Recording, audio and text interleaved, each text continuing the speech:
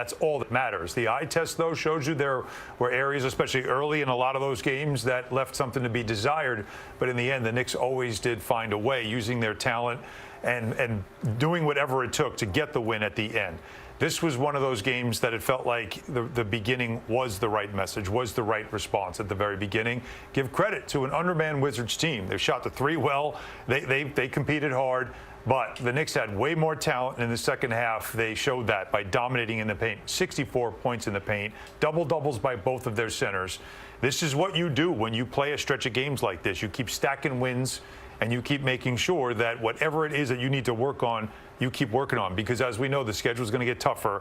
And then the next couple of weeks, especially when you get to April, it's going to get really tough. And that's when it's go time. All right, so the Knicks, the first quarter has been up and down here late, but tonight they won the first quarter 32-27, and that's what helped them get to the win. Look at them shoot 59% from the floor. They took 32 threes, made 17, so they were on fire tonight. Alan, you mentioned points in the paint, 64-38. That's an insane number. And the rest of the numbers as the Knicks dominate the Wizards tonight. Here now with Josh Hart. Josh, thank you for stopping by. So recently, some struggles at times against teams like this. Not tonight. What was the difference? I think we just continue to play our style. We had some lapses defensively, but for the most part, we were able to get stops and kind of just play our game. 16 points for you. You've missed 3 of the last 5 games with a sore knee. How did you feel, and was there any challenge for you to get acclimated after missing some of the recent games?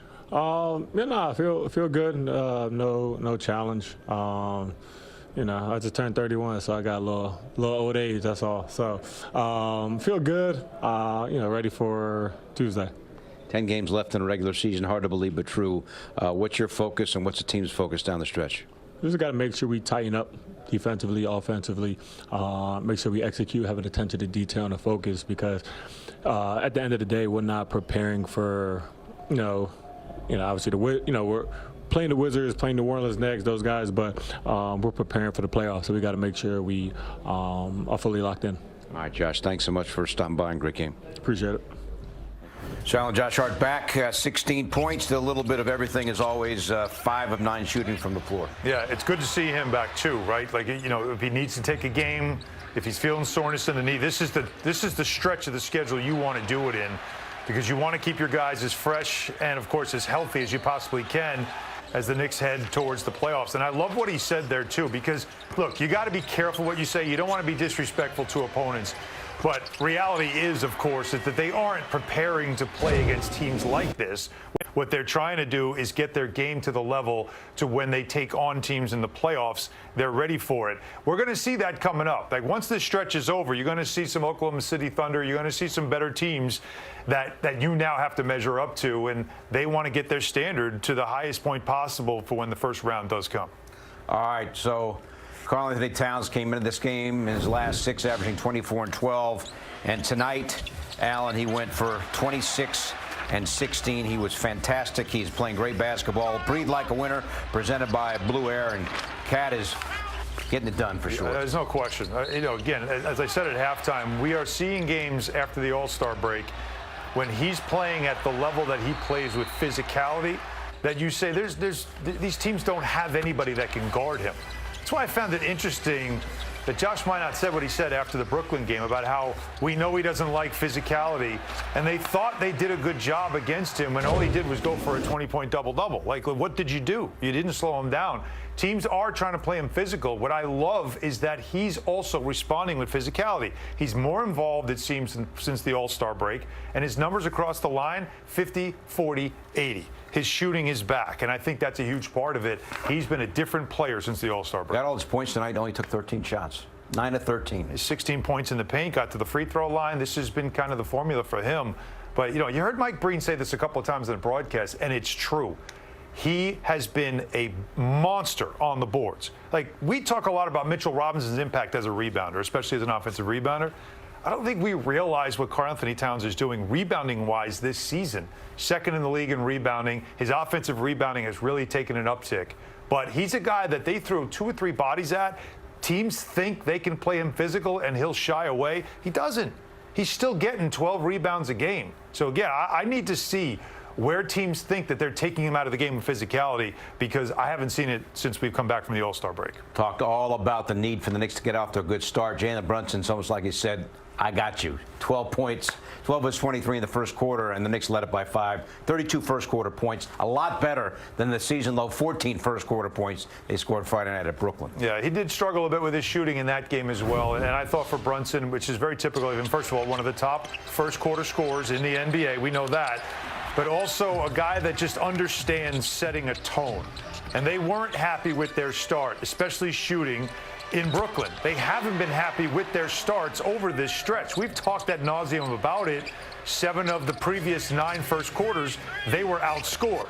So what do you think the captain's going to do?